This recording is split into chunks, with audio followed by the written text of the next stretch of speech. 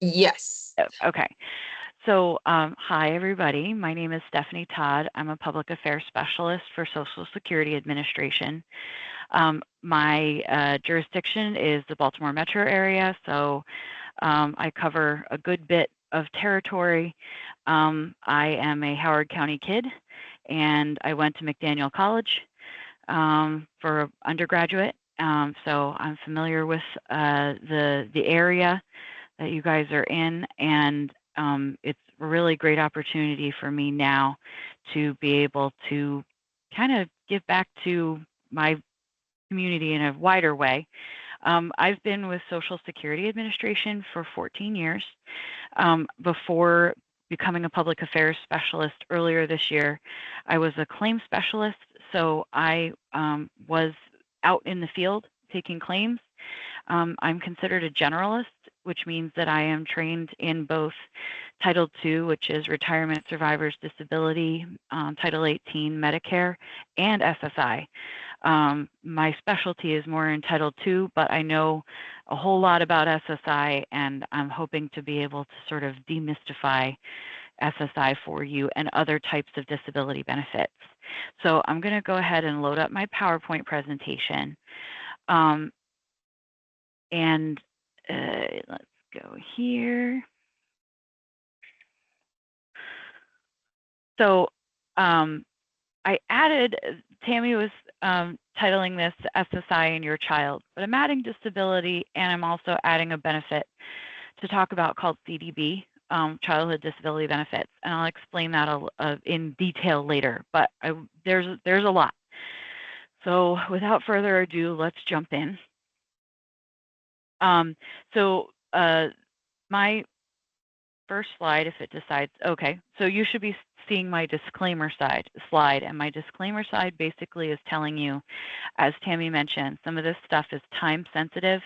So if you are looking back at any notes that you've made, just be aware some of the limits and numbers and stuff might be different if it's farther into the future, especially with the new fiscal year creeping up on us real quick.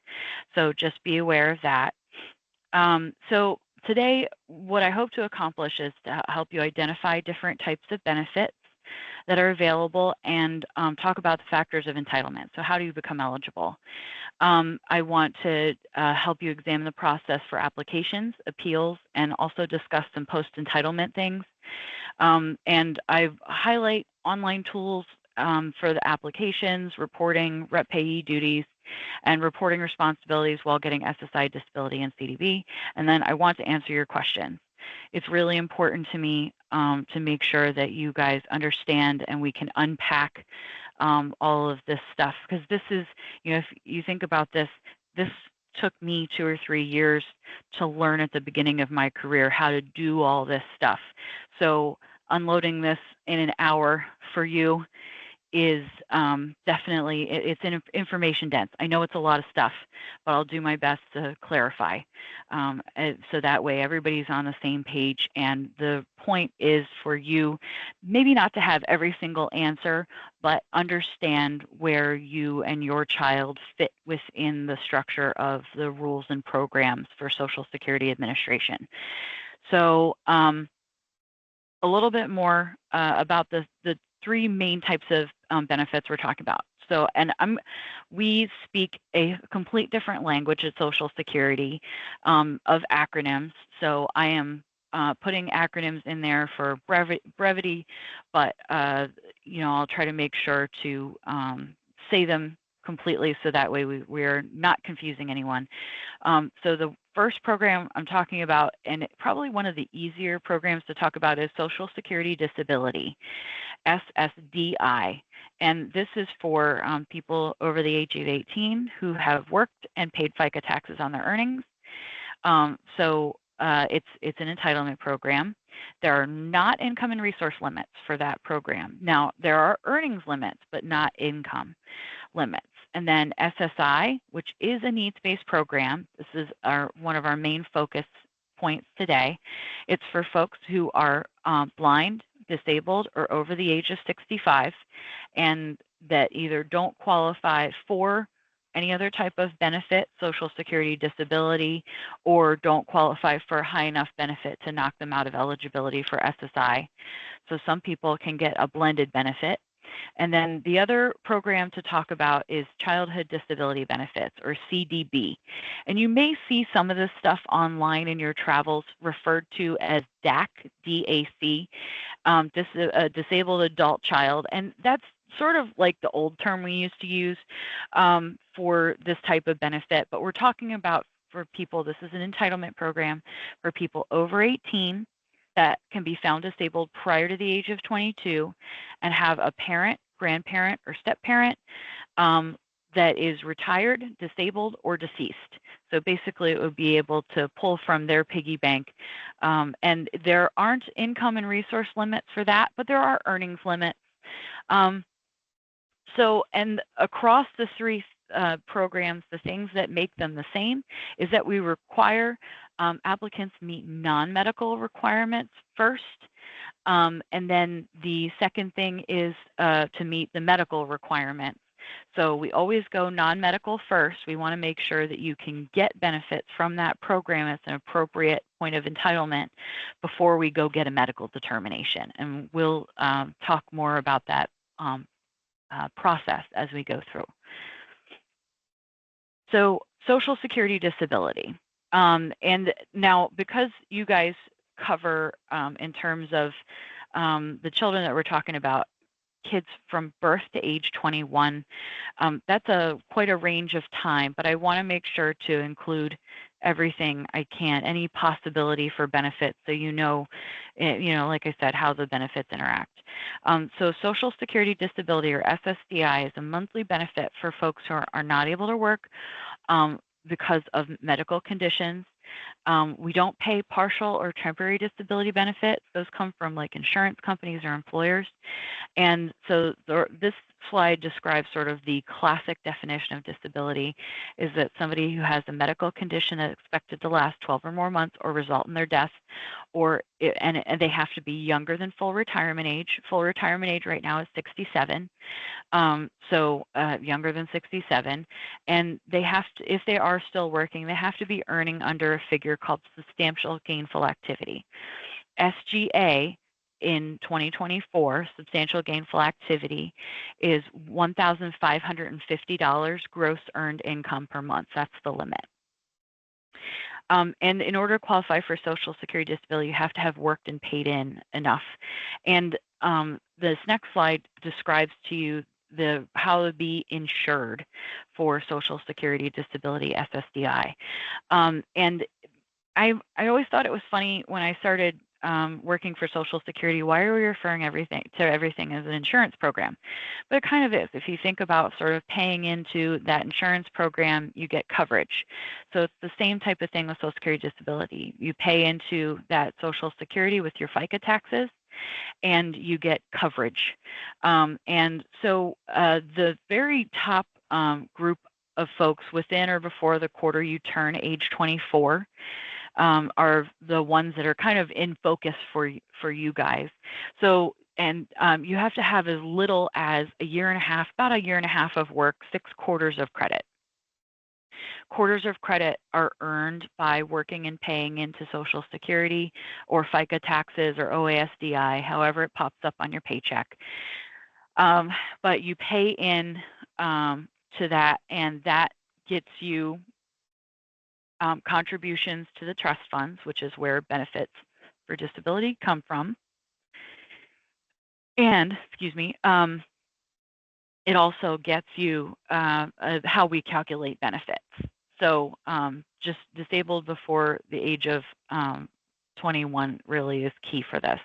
So as you get older, you require more quarters of credit to be insured. And you have to be insured to be eligible for disability.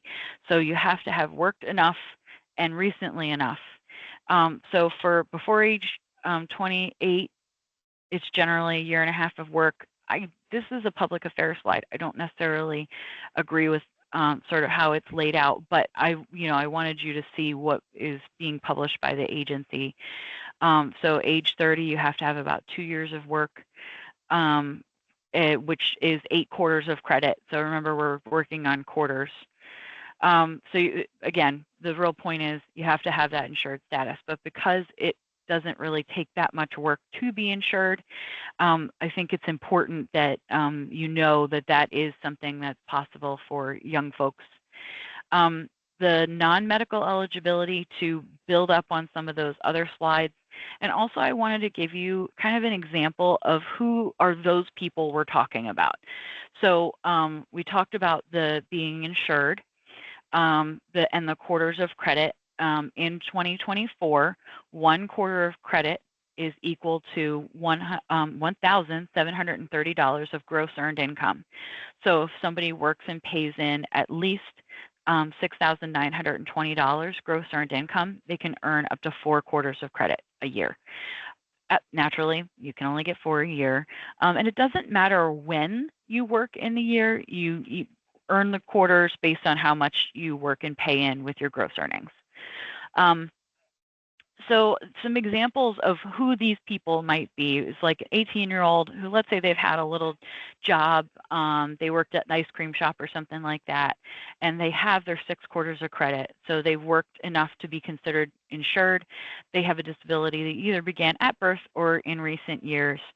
Or we're talking about maybe a 24-year-old who's worked with a job coach for a few years, and their earnings make them insured, so they've worked enough to qualify for that program. Or a 22-year-old who's been getting SSI since they were a baby, and they've worked and are considered insured. So our focus for benefits can change over time too.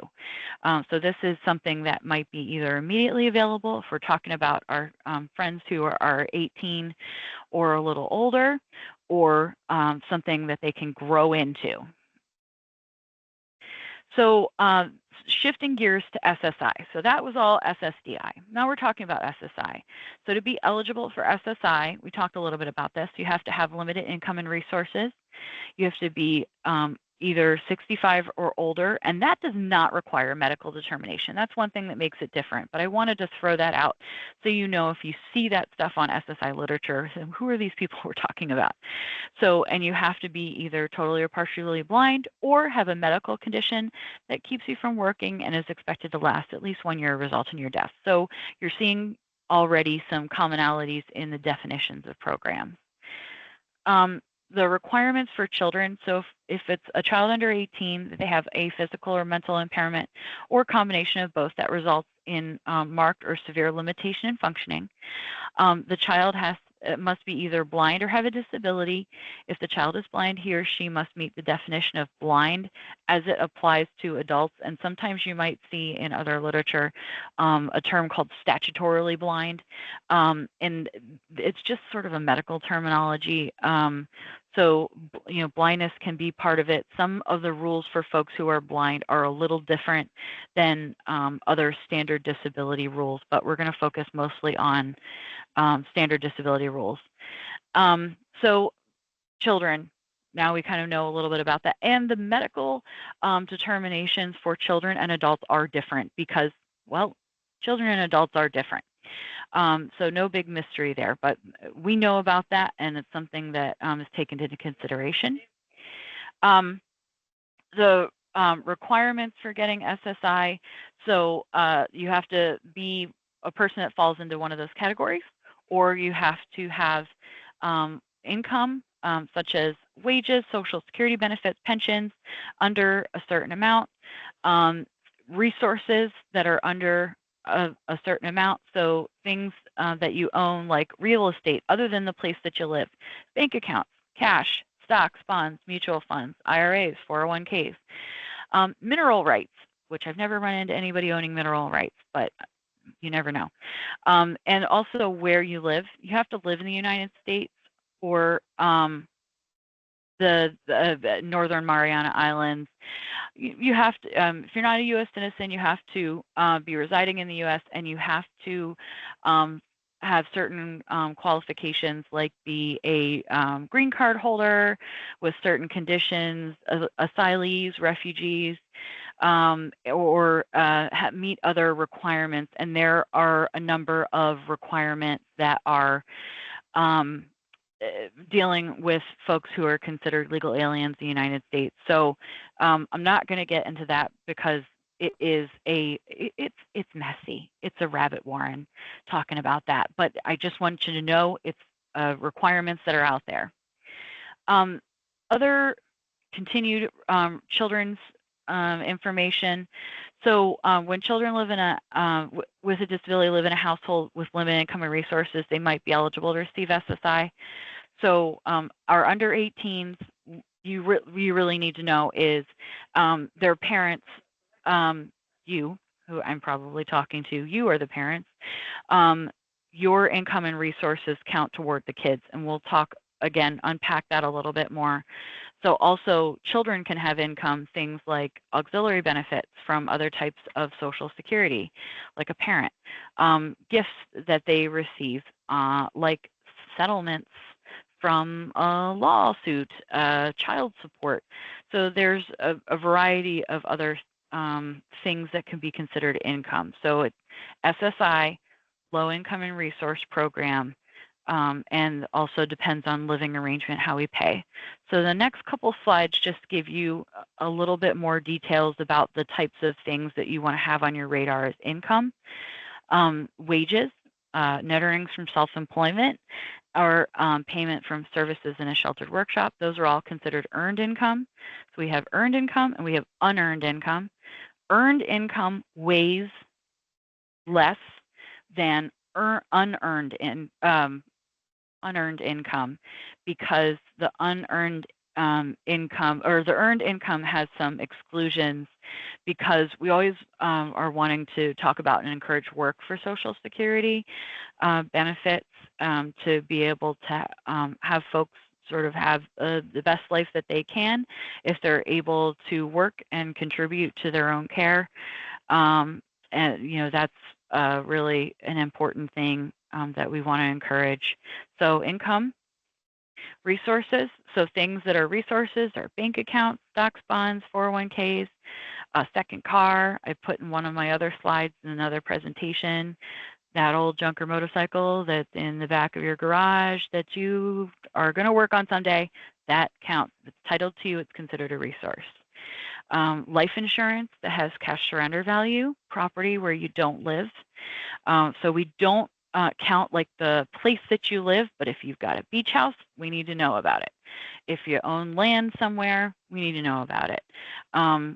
We don't count against you one car for the purposes of SSI. We don't count things like burial plots for yourself or family, or other resources that are set aside for burial. The resource limit for an individual is $2,000, and the couples limit, so we're talking anybody who's like a married family or a couple, a mom and a dad, or two parents in a household, and their couples limit for SSI for resources would be $3,000.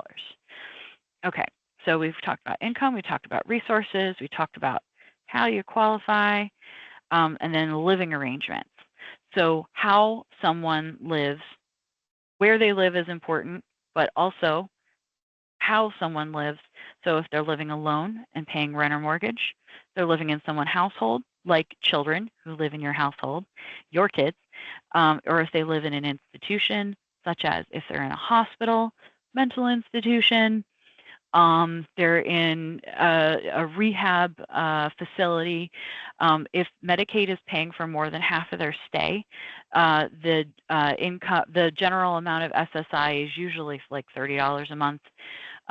It's very minimal, because if Medicaid's picking up the tab for that stay, it's just sort of like a token contribution to individual needs for the person who's getting SSI.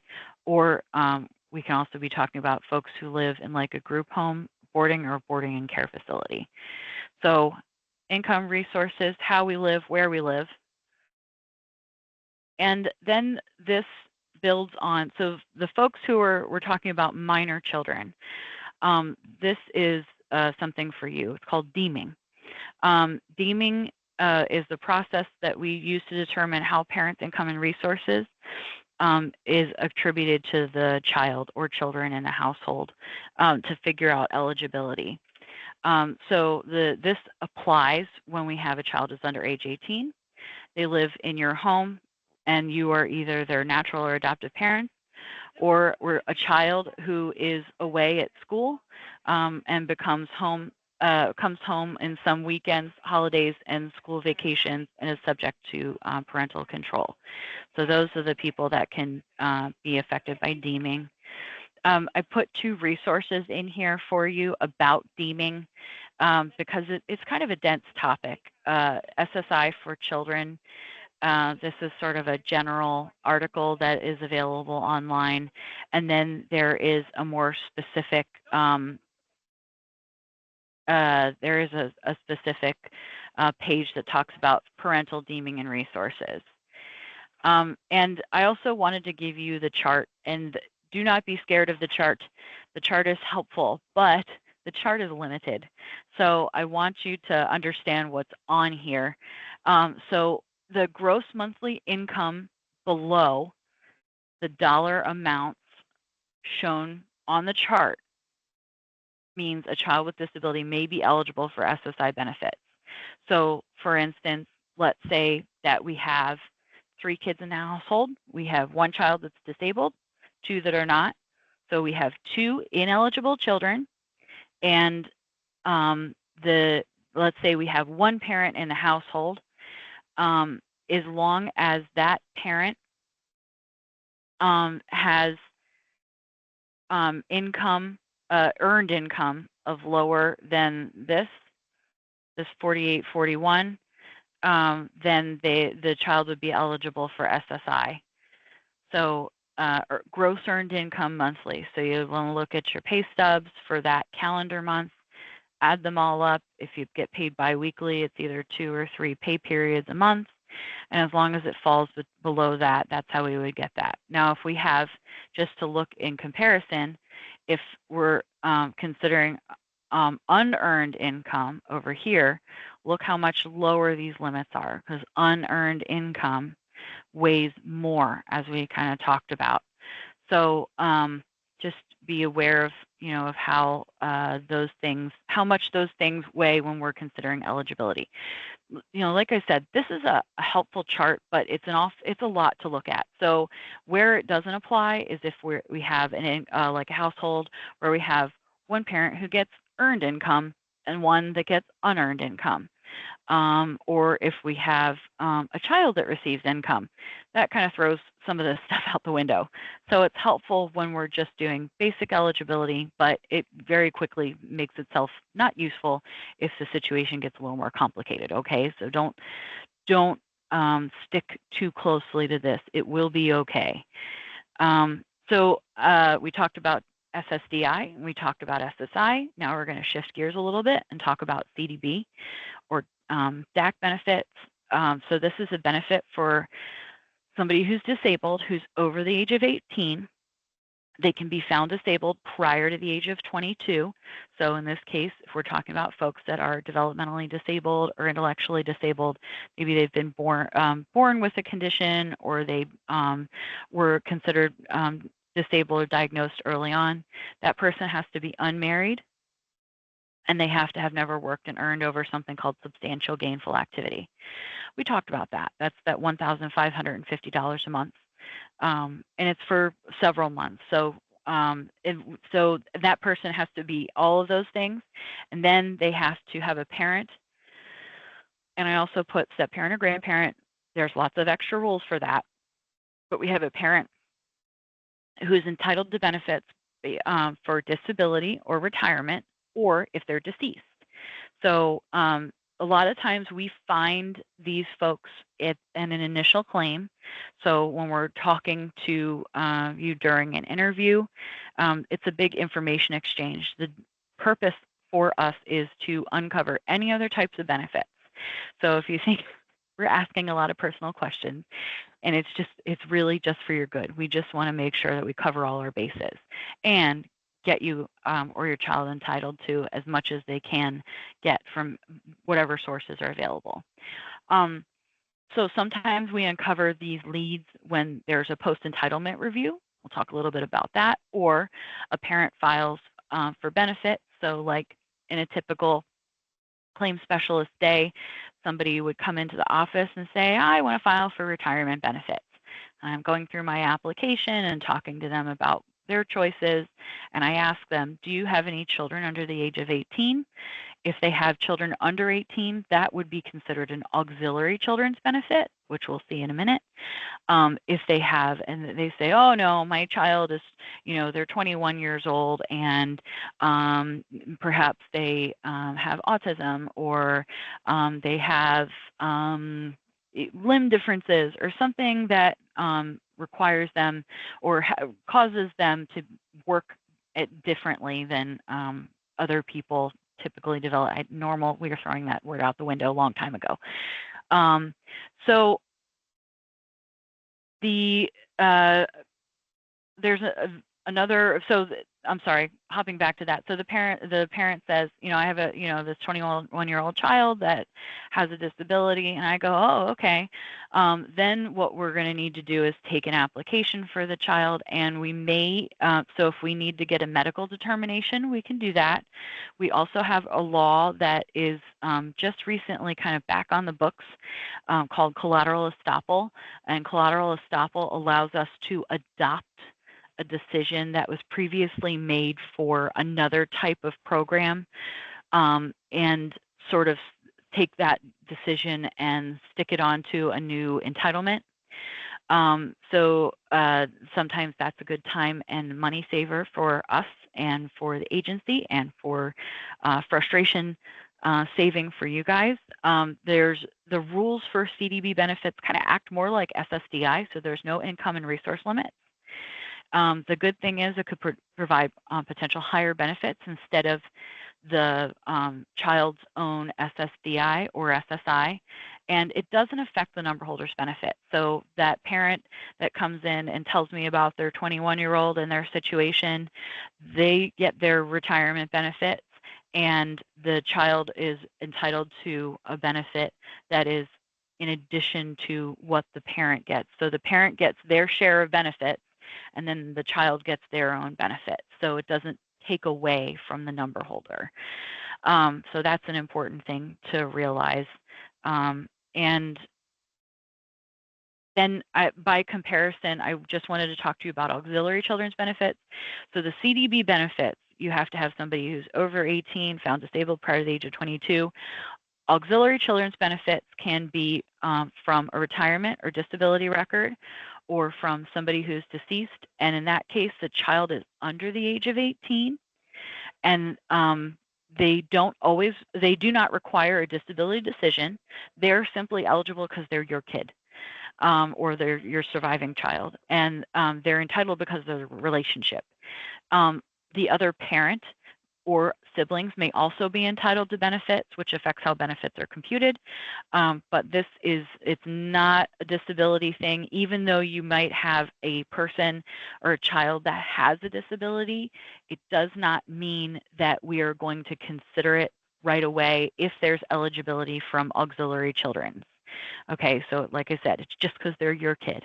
And this would come from so eligibility. Now, if somebody sits down and I'm interviewing them for disability and they say, oh, I have twin 8-year-old boys, that is a potential lead for auxiliary children's benefits. If they say, well, one of those boys has medical conditions, they're disabled, blah, blah, blah, I go, okie dokie, that's nice. We don't care about the disability at that time, because it's simply because they are their child. Okay? So CDB, SSI, and also with the auxiliary children's benefits. Sorry to switch slides back and forth for you. This is a link in the chain, so we're just making it kind of make sense. And so aux children's benefits can turn into CDB benefits once that child turns 18. Then we would say, oh, okay, you have a child that has a disability.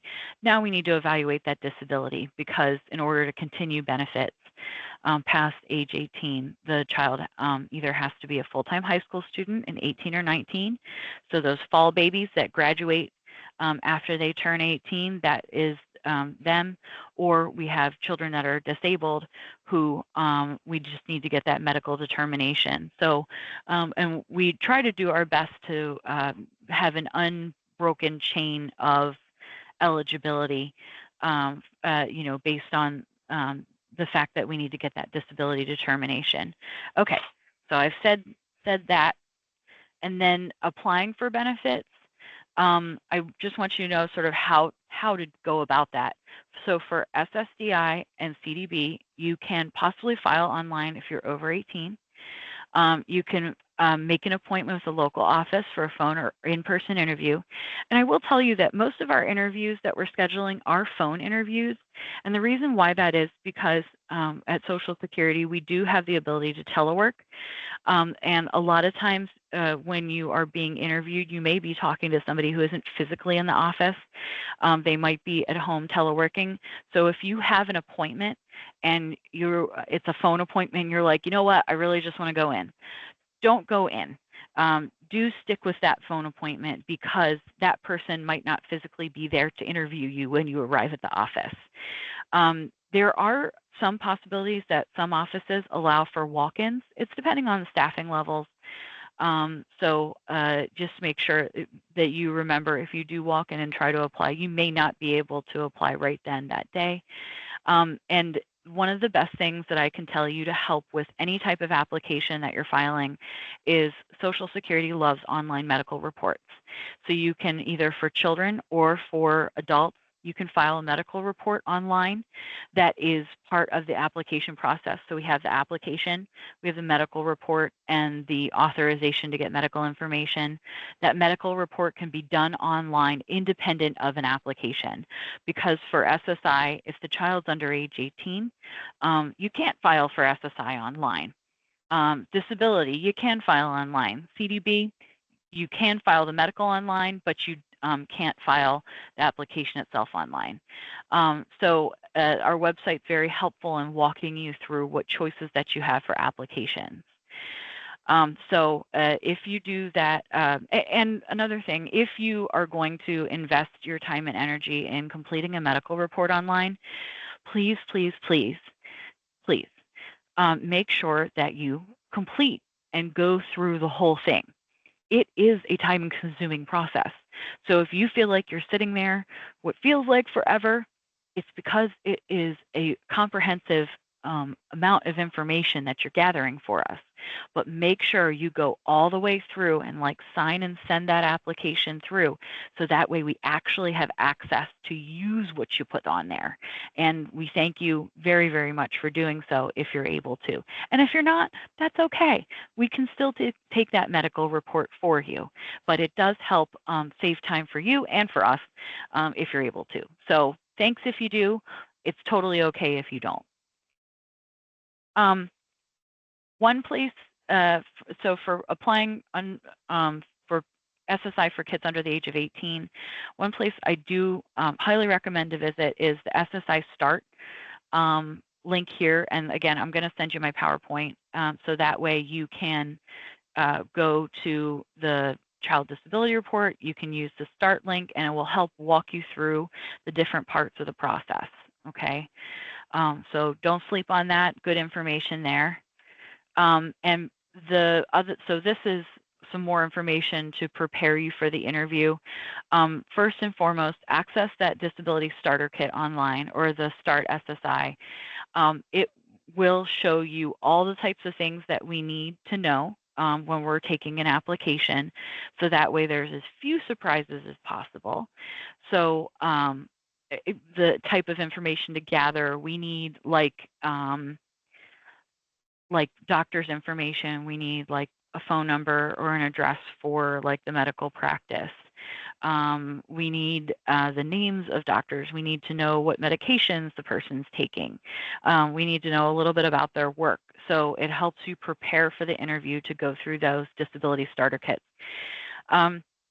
For phone interviews, just to make you aware, we'll ask for identification questions to verify that who we're talking to.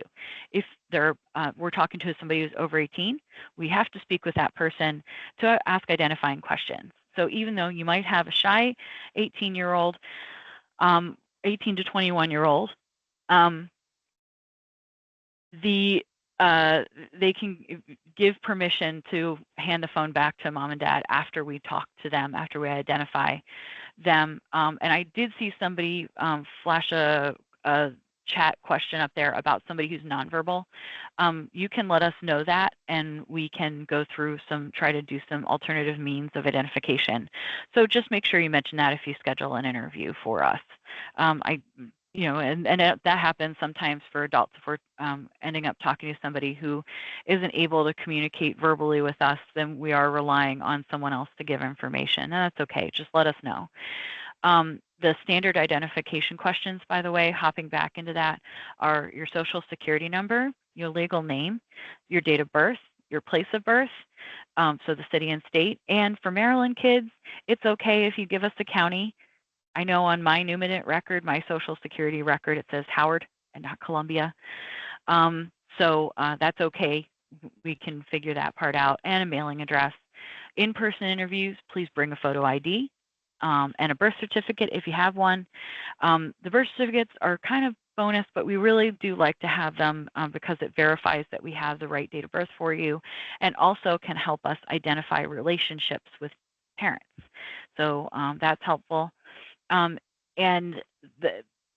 asking if the interview is for a child for SSI, we'll ask for the names, dates of birth, and social security numbers for members of the household, including parents, both parents, step-parents, siblings, other relatives that live with you. We need to know who's in the household so that way we can evaluate that how you live perspective. And bonus, but not necessary, medical records, IEPs, letters from doctors stating conditions. So for instance, like let's say your kid went to Kennedy Krieger and Kennedy Krieger issued a packet to you to say, we have a conclusion that the child is diagnosed with X, Y, and Z. If you've got that, cool. That's really nice. IEPs are helpful, especially for folks under the age of 18 or our 18 to 21-year-old friends. So you're prepared for preparing for the interview. So we take applications, and so we secure that application, which is like your name, address, phone number, and non-medical requirements. We take our medical section of the application, we get our medical authorization, and then what happens? Well, we send the claim to DDS. In Maryland, the Disability Determination Service, they are in Hunt Valley area, and they are a state department. So we're federal government, but they're from the state, and their job is to make medical determinations. So during the time that the file is at DDS, they are going to be obtaining and reviewing medical records. They may request a consultative exam, which is free. You are required to attend, or if it doesn't work with your schedule, please make sure that you get them to reschedule. And they may request some additional information from the applicant, like questionnaires or children's function reports. So telling us, can they count to 1, 2, 3? How many sentences are they using when they're writing in school? Are they is it very basic sort of responses to questions, or are they able to elaborate? Are they able to tell time? Are they able to tie their shoes? There's a lot of different things that can be used as sort of like milestones and markers to help us understand where the child is at. Medical determinations at DDS can take anywhere from 30 days, which is for conditions that are very severe, or if we have like low birth weight babies, that those decisions can come through quickly, but generally they're more like 6 to 8 months. Our Disability Determination Service and all over in the United States, they are trying their best to make decisions as quickly as possible. It is really important that while that case is at DDS, you tell us if you move, change your address, contact information, or if there's any major changes to the medical conditions, for better or worse. Or if somebody starts working or any other big changes that would affect their eligibility. So once the state agency makes a determination, they'll send you a letter. And their letter is going to say either they're medically approved or they're medically denied or not approved. So the letter will explain why and tell you to appeal the determination if you don't agree with it. We'll give you the appeal time limits, which is generally 60 days. It's really 65 days because it's 60 days plus 5 days for mailing. So 60 days to denial. Make sure you don't miss that deadline. I cannot emphasize enough how important it is to stick to those deadlines, because when you miss deadlines for appeal, you're basically starting over again, which is not really good for use of your time or Social Security's. So make sure you do your best to stay on those timelines. If the child is approved, the letter that will not necessarily always show the benefit amount, but a little bit about when benefits can start, reporting responsibilities. And then, so if a child is approved for SSI, by and large, they will be required to, well, you will be required to complete something called a pre-effectuation review. You may also hear us refer to it as a PERC. And so that PERC, basically, we look at the period of time from when you applied until the time that they were approved and make sure that they've been eligible for SSI benefits completely from between those 2 points, and figure out how much we pay you. If there's any additional information that we need in order to pay benefits, we'll contact you. And at this point, this is where somebody would file as representative payee, which we'll talk about in a couple slides. I see it on there. It's one of the next couple slides. So now you have a decision. If you disagree with the decision, the first level of appeal is called a reconsideration. Decisions are made by DDS at the reconsideration level. So again, it goes back to DDS, but it's different examiners. So that same examiner is not going to look at it and go, oh, this guy again, rubber stamp and move it along to deny. Not the case. New group of examiners looks at that case. They can, you can give us new doctor's information, new diagnosis, or maybe there's a doctor that you forgot to mention in the first part of the application. So you can tell us that too. So the decision from that will either affirm the denial, so they say, yep, the denial stands, or they will overturn the denial to an allowance. So that's the reconsideration level. So that is your first level of appeal. The next level of appeal is called a hearing. Hearings are held by an administrative law judge who works at a different component of Social Security called Office of Hearings Operations. So they'll tell you when and where to go if you have to go to that appointment. There's also, the hearing can either be in person or by video. So you can tell the judge more about the medical condition. You can add more medical information. You can bring people with you to help support allegations of how the medical conditions affect your ability to work, or the child's ability to work and function in school. And then beyond that, we have the appeals council. So the appeals council, if you disagree with the hearing decision, you send a appeal to the appeals council, and what you're asking them to do is review the prior decisions, make sure they are correct, and then the appeals council can do a couple different things. They can say, nope, we agree with the decision that was made. They can say, hey, ALJ, I want you to review this decision again and look at this, that, or the other. Or they can even kick it back to DDS and say, I need you to review this decision and make a new determination, or look at deeper elements. And then beyond that, we have like federal district court. So that's really challenging those fundamental rules for Social Security disability. But reconsiderations and hearings are kind of everyday other parts of appeals that we look at. I want you to know that you can appeal online. I gave you the link there. Appealing online is easy. Anybody can appeal online. So even though you are limited in what you can apply for online, you can appeal online. Did I mention it was easy? If you've been through the initial application, you can handle that appeal online. The forms are available if you just want to do it on paper. And there's also a thing on this page that is below that. It ends up like down here.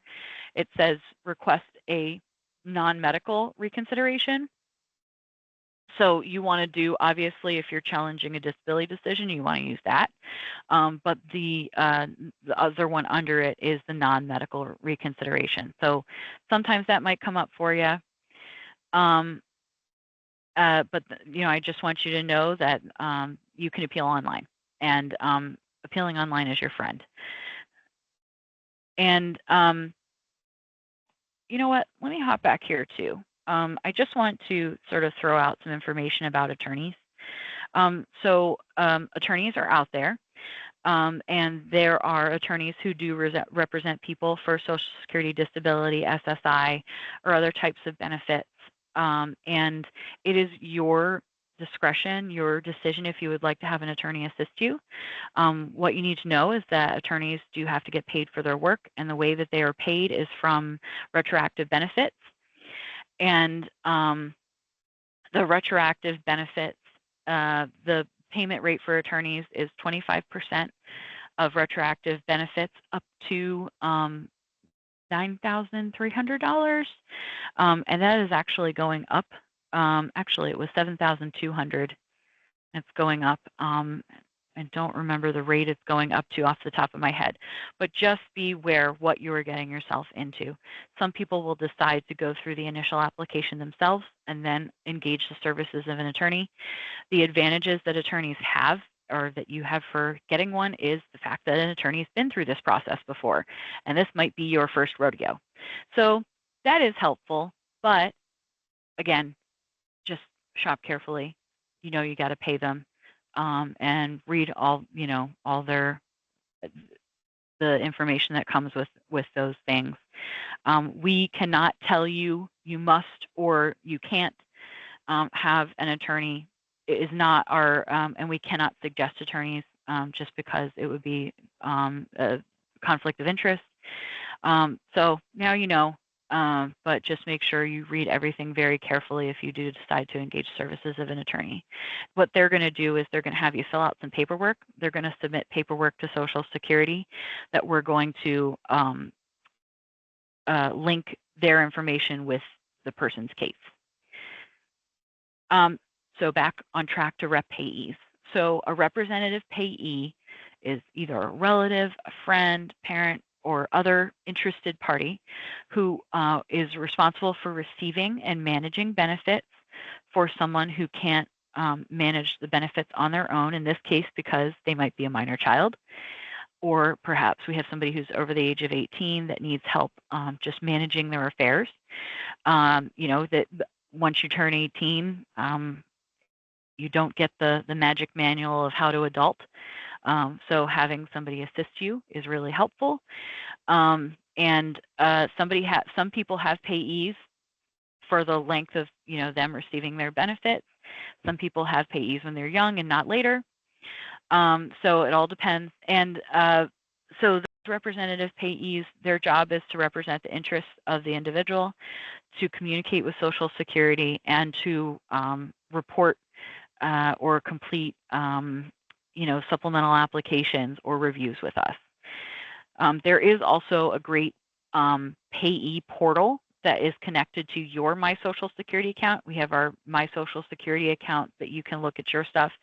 And then if you become a payee, you'll get like an extra little page that is for you have your stuff, you as you, and then you as a representative payee that you can take action for things online instead of having to come in the office or wait on the phone. So there are some good, easier ways to interact with us there for payees. I want to talk to you a little bit about transitions. So we talked a little bit about this stuff, but so somebody that is, let's say they become entitled to SSI, or they're filing for SSI, and we find a lead for other types of benefits, such as retirement, disability, survivors, auxiliary children's benefits, whatever it might be. SSI says that you must file for any other type of benefits that you're eligible for. SSI is a needs-based program, so instead of using those needs-based funds, we want to use those treasury-based funds as often as we can, because those are entitlement benefits. And like I said, it could also provide a higher benefit. So the example I gave, which is 26-year-old with autism is getting SSI. Let's say they've done some work, they've paid in their quarters of credit to be insured for disability. They have to file for disability. We would catch that during like a post-entitlement review, or with our diary system. Sometimes our technology will give us a little nudge and say, hey, this person needs to file for something else because it looks like they might be eligible for something else. But we have to go make sure. So it is a good little nudge to help us connect with the people who might be eligible for something else. The new medical determination may not always be needed. It could be, again, that fantastic thing, collateral estoppel, and where we just adopt the medical determination, or along the way, let's say that a parent either retires or becomes disabled, or a parent passes away. Those are potential points of entitlement for CDBs, or just them working for disability on their own record. So transitions can happen. Just the type of benefit that you start out with might be something that changes and moves along with the child to be a different type of benefit throughout their life cycle. Sometimes people can receive a little bit of benefit from each program. So somebody can get like disability and some SSI, CDB benefits, and some SSDI. So those are two different Title II type benefits. Sometimes people can get a little SSI and a little CDB or a little AUGS Children's benefit. So the point is that what we talked about is that entitlement benefits are always the goal instead of needs-based benefits. We pay those needs-based benefits to people who we need to pay them to. We want to get those entitlement benefits to people who are entitled to them. So possibly higher benefits. There's also, if you're getting away from SSI, the SSI rules, the rules are really the thing that SSI can be a little bit of a drag sometimes. So SSI, or not SSI, has easier rules, no more income limits, no more resource limits. So those are good advantages to have. So turning 18, this is another sort of transitional note. So children who turn 18, it's a big birthday. And that point in time, so kids that are getting SSI when they are under the age of 18, they're going to have a big review called the age 18 redetermination. And so they're going to be applying under adult rules instead of children's rules. And the SSI application, if a child is turning 18 and has not been entitled to SSI because, let's say, parents' income and resources were too high prior to age 18, that 18-year-old is now their own separate little household within the household. So it's really important that and this is where I see a lot of questions and contact from folks like Tammy in other school districts who will hop on and say, hey, now my kid's 18, how do I get SSI for them? So the application can be made as early as the month that the child turns 18, okay? So if that's their first point of eligibility, that's where you jump in. If they're transitioning from childhood SSI to adult SSI, we need to make that new medical determination. That one's not adoptable. You actually have to apply the adult rules to them. But transitions can happen. I want to talk to you about post-entitlement reviews. So this is also a really dense topic. What isn't a dense topic? This is tough. Jennifer, I see a little bit about your comment, and I am going to talk a little bit about that, the lease agreement. You've heard some things. This is good. So anyway, for post-entitlement reviews. So for SSDI and CDB benefits and SSI, we can have medical reviews, which are called medical CDRs, continuing disability review. So those can happen for folks that are entitled to SSDI and CDB either every 1, 3, 5, or 7 years. And sometimes they can even be kicked out to a further deadline if Congress decides that. It's all budget. A budget conversation at that point to figure out who we're going to review. So a letter would go out, and we either get the claimant or the payee to get medical information together for us. Disability Determination Service, DDS, makes that determination either for continuance or cessation. So we talked about on the last slide medical CDRs. The big one is age 18 CDR for SSI recipients.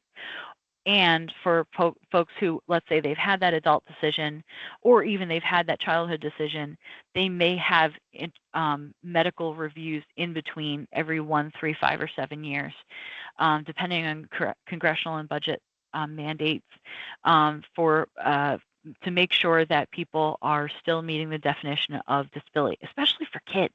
Kids change and grow so fast. So that situation, might change. So for SSDI and CDB, we also examine work through a work continuing disability review if we need to do that. And that's triggered by like reporting of work, either by the number holder, by their payee, or a third party. We start by reviewing the determination or reviewing the work to determine, do benefits, do we still pay benefits, how long do we pay them? There's a lot there.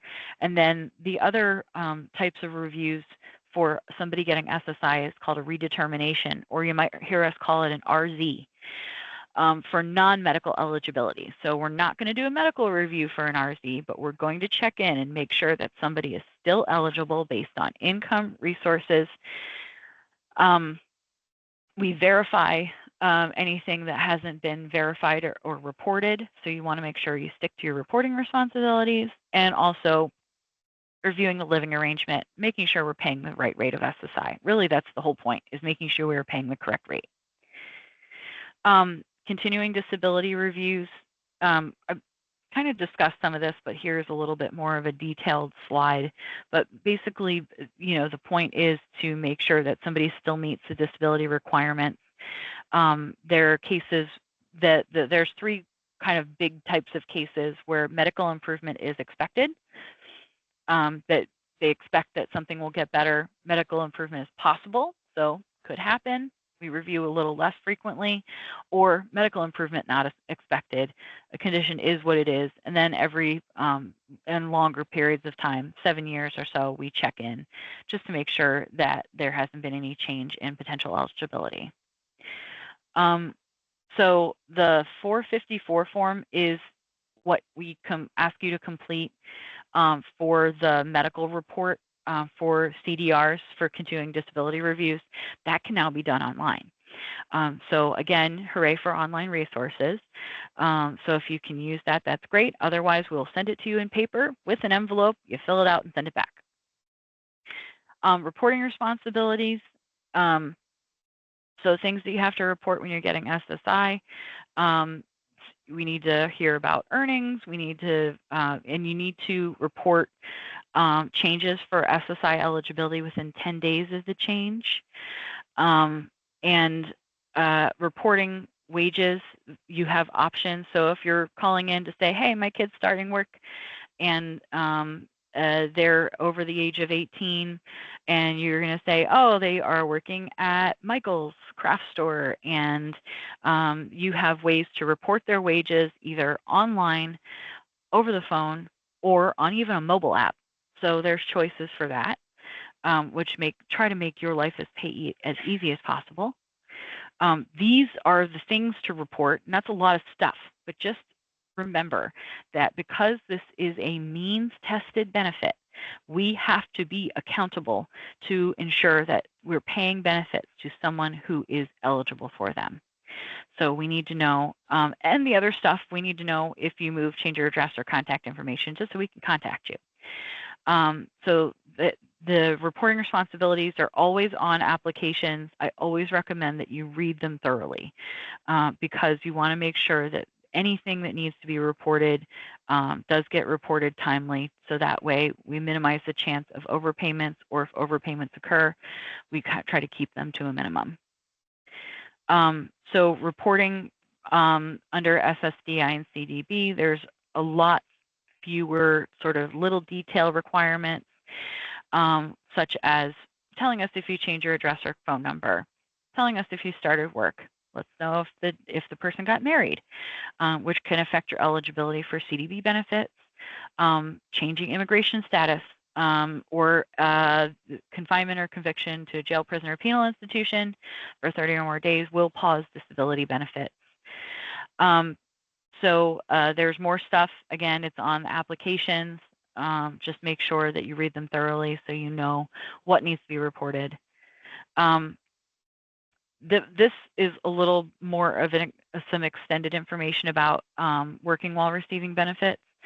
And we do have some great things called the Ticket to Work program and other job incentives. And Tammy may have some connections for you that can help connect you up to people like in DOORS, Division of Rehabilitative Services, or you might have like even in-department connections.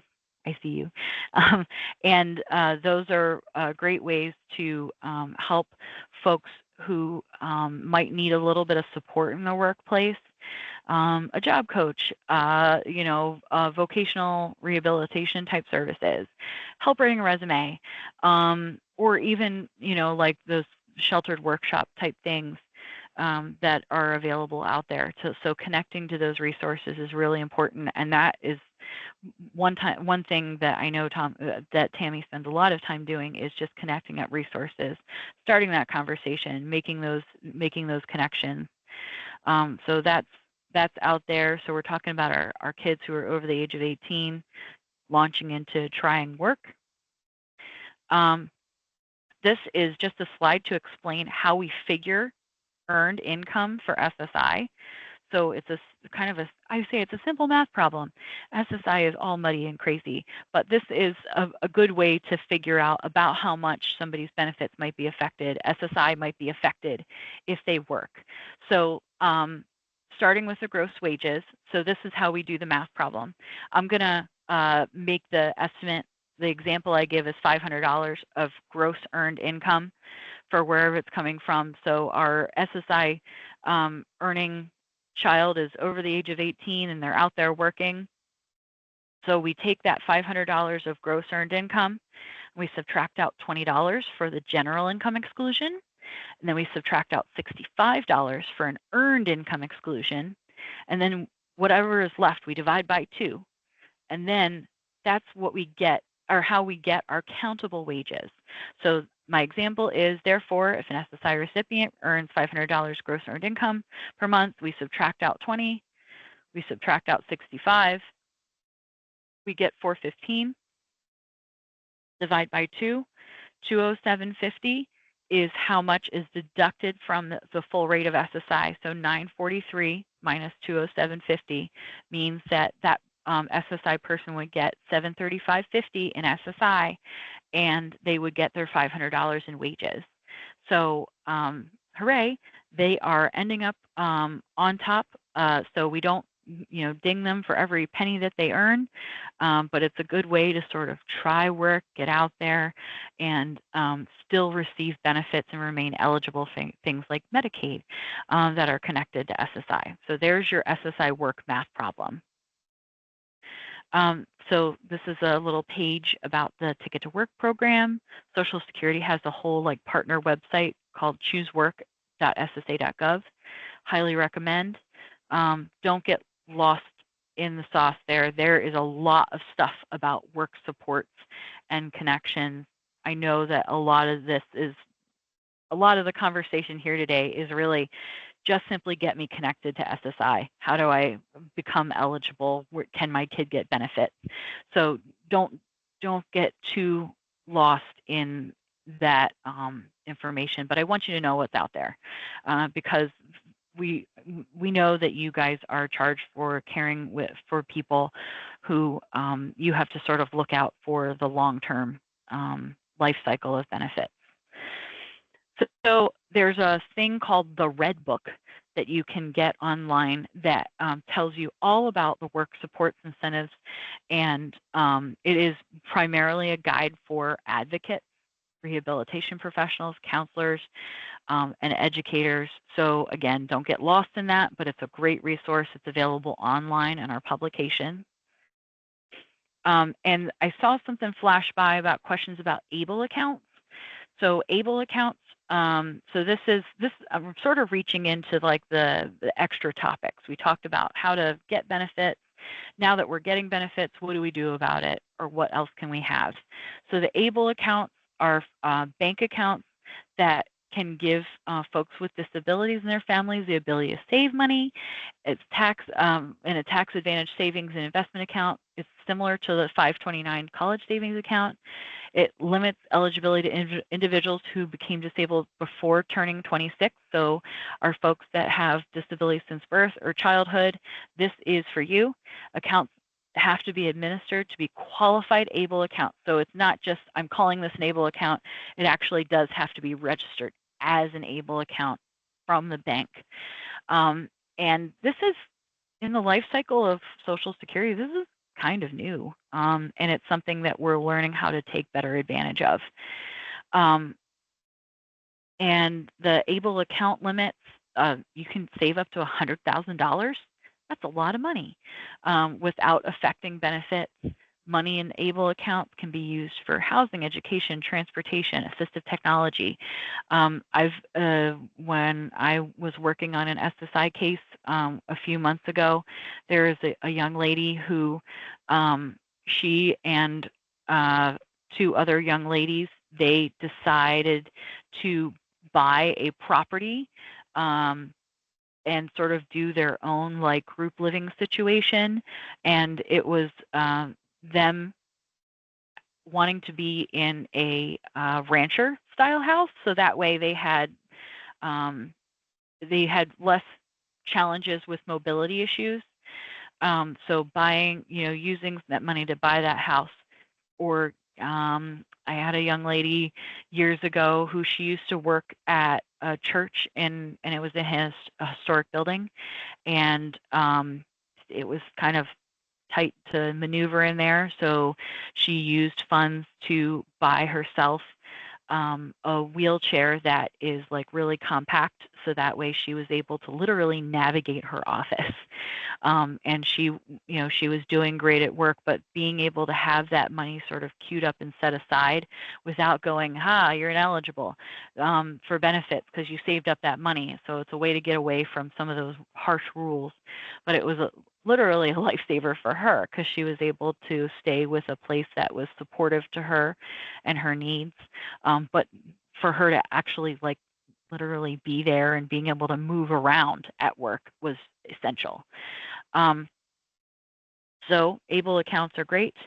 And then, so Maryland is one of the states that has ABLE accounts, and you can look at Maryland specific ABLE information on the web. So if you search ABLE account on our website, you'll get a ton of hits to help you understand that. And a word about Medicare and Medicaid. Medicare and Medicaid, trivia question, they come from one giant federal agency, and they are literally up the street from Social Security Administration's headquarters in Woodlawn. So headquarters for Social Security is located in Woodlawn. They don't see the public. We do out of the field offices. And then their neighbor, Center for Medicare and Medicaid Services, CMS, handles Medicare, which is a federal health insurance program for folks who are over 65 or people who are disabled. And there's a few other things, other ways to get eligible for Medicare. And then Medicaid is also operated by CMS, but it is the jurisdiction of the state. So that's why when we're talking about state benefits and Medicaid, it's all kind of tied up in the same thing, because the states are the ones who administer Medicaid and monitor the income resources, who's eligible for Medicaid, and things like that. So that's how that splits out. And I want to tell you that I want to give you sort of a crash course in Medicare, so that way you know what you're looking at. Not Medicaid, but Medicare. So if we have somebody who is entitled to disability or SSDI or is entitled to CDB benefits, they can become entitled to Medicare. Medicare Part A and B are called Essential Medicare. Medicare Part A is free, and Medicare eligibility begins 24 months after after 24 months of entitlement to SSDI disability or CDB benefits. So A is free, it's hospitalization coverage. Medicare Part B, A and B are essential Medicare, and B is medical insurance. It's standard premium in 2024 of $174.70. There are some people who can pay more. There's also some people who do not have to pay the premium if they're eligible for Medicaid and could qualify for something called state buy-in or QMB. You may also see things called SLMB, specified low-income beneficiary programs. But anyway, if you qualify for those, the state picks up the tab for Medicare Part B. So what I want you to know and remember is A and B only come from the federal government. They only come from Medicare. They are called A and B. They are not called other stuff. Now, here's where things get confusing. Medicare Part C and Medicare Part D. Those are considered supplemental parts of Medicare, and they come from private health insurance companies. So Medicare Part C or Medicare Advantage plans is a private insurance plan that helps combine Medicare benefits into one. It can be dental, vision, or sometimes they can loop the prescription drugs in there. But B and C are designed to work in like an 80-20 relationship. Sometimes there's additional premiums to have Part C, and sometimes they're free, depends on kind of what plan you have.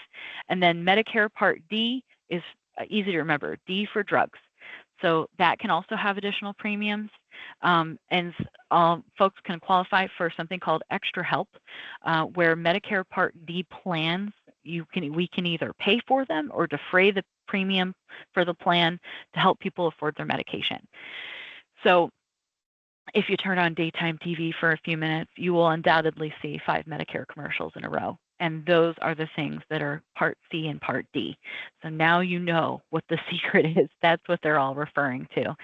And if you have somebody that's entitled, a child, let's say your child who is, let's say they're in their 20s, they become entitled to disability, they get Medicare. Do they need Part C and Part D? Maybe not. If they're eligible for Medicaid or other types of healthcare programs, they may not need those Part C, Part D. And there is a group that I cannot say how much I love them more. They're called SHIP, the State Health Insurance Assistance Program, through Maryland.gov. I gave you a link on this page. Maryland SHIP helps people with unbiased advice, free advice, good advice, to talk about the other parts of Medicare and what somebody might need in their healthcare picture to make sure that all of their needs are covered. So do talk to them. They are fantastic. I don't know the Carroll County folks offhand, but I used to work in Anne Arundel County. I know them. I recently met my SHIP angels in Howard County, and they're awesome. So definitely use that as an opportunity to connect with them and make sure that your kid is getting the health care that they need, the whole package. And if there's other ways or other things they could be eligible for, they'll help you get after that. One other thing that comes up frequently in my life as a public affairs specialist is sometimes people just need a Social Security card. And when we're dealing with folks who are, we're dealing with children, or we're dealing with children possibly with disabilities, and over the age of 18, under 18, sometimes getting that Social Security card can be like the easiest hard thing ever, or the hardest easy thing ever. So you can go to this website here, and the questions on the website, it will ask you a path of questions to help determine what you need in order to get that kid that Social Security card. And I say kid loosely, but get that either under 18-year-old a Social Security card or an 18-year-old. Maybe they want to go out and work and they need, if we misplace Social Security card. So for children under the age of 18, we need to see ID for them, and there's information on the website for identification documents, because kids that are under 18 aren't running around with driver's licenses. So if they don't have a driver's license or state ID, there are other documents we can use. We need proof of, if you are the person applying for them, we need proof of your identification as the parent. We need to know who you are. We need to know who the kid is with ID, and we also need to know your relationship to them. So we may ask for a birth certificate, because it would show us as your you as the parent how it relates to the child. It would verify the child's age. Then we have the kid's ID document to prove their identity, and the parent's ID document to prove the parent's identity. And that's sort of a complete package for getting a Social Security card. For kids over the age of 18, maybe if they have difficulties communicating, things that you can use for identification documents for kids. So for under 5, I'll mention this, immunization records. Another thing you can use is medical records. And when we have medical records that you're going to use, you want to get a signature stamp by that office to show that they are the custodian of the record and they're issuing it to you. And the record needs to have like a name and date of birth on it. So like even just like a visit summary from like last summer's physical, you can use that, but you got to have that stamp and signature on it to verify where it comes from. So and I know in the age of technology, we can just jump online and print out a visit summary. We don't accept digital signatures. So sometimes it makes it difficult, but just stick with us and go through that website, read carefully, and you will be able to get a Social Security card for your child. So over the age of 18, you can't apply for them, but you can assist them. Under 18, you can apply for them, but we need to see your ID too. So use those questions, very helpful. I'm really proud of the way that they have that presented on our website. This is our website if you haven't been to it. It is task-oriented, so if you need to prep for benefits, apply. If you need to manage your benefits, replace a card, it's right on there. Get a benefit verification letter. I can't say enough good things about our online services. It helps to give you as much independence as you can to not have to be sitting in our lobbies for something that you can do online. So I highly recommend that everybody get a My Social Security account over the age of 18. You got to be 18 to have an account. Have an email address, have an ID, so our website, the way that our website works is we send you out to a website, either id.me or login.gov. That's like our front door. You get through the front door with your security questions there, the email, password, and a second factor of authentication, like a text message code or something like that. And then you can go to your My Social Security account and print benefit letters. Look at your earnings. Look at your retirement information. Whatever it is that you need, we have a ton of online services to help you without having to literally come stand in line. Instead of standing online, you can go online, which used to be one of our big slogans for online. And it's cheesy, but it works. I want you to know, and as Tammy already mentioned, social media. We are all over social media. We have some great videos on YouTube.